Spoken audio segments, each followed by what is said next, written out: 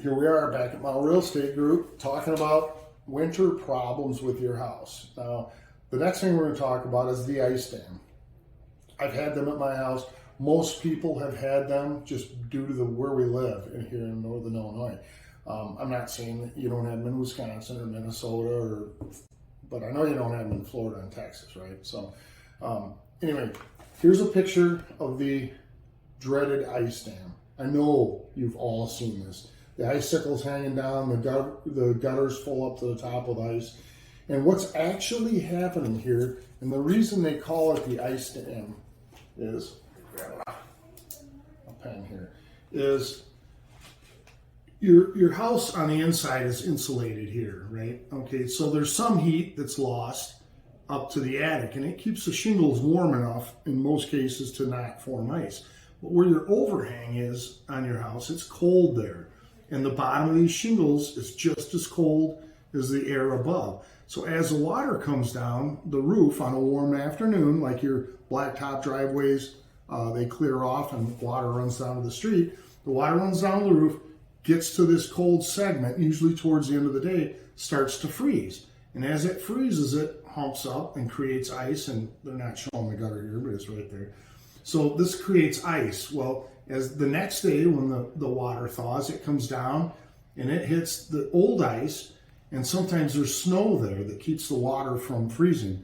And as this water comes down, it can't go down any farther because you got this big blue blob here, and it runs up underneath the shingle, and it'll find the first seam in the plywood usually, and it'll start dripping on the inside. Quite often you'll have damage here on the top of the drywall. And then other times it'll run down the wall, and it can actually, my ice dam came in through the window, and it was leaking on the inside of the house around the window. Well, what was, in my case, what was happening is it was dripping here, running on that overhang, and it had a little bit of a pitch to it, came back, got in the house, got behind the window, and came on the inside. So water can go a lot of different places, but that's what an ice dam is.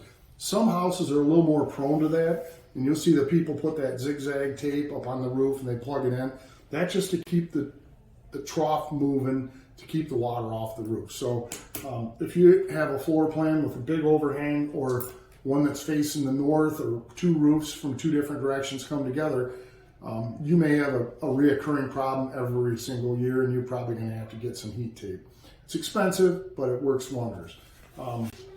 Here's what an ice dam can look like, where they removed a part of the overhang on the bottom, and the soffit they call that. So they removed this piece, and look how the water had come back frozen on the top of that plywood, and it probably didn't make it to the inside of the house in this case, but it could have run across the plywood back into the wall. So a lot of times this ice dam, instead of forming here, forms up a little farther before it's going to create a problem with your drywall. But you know, watch your roof, take a look at it. Usually it's on the news.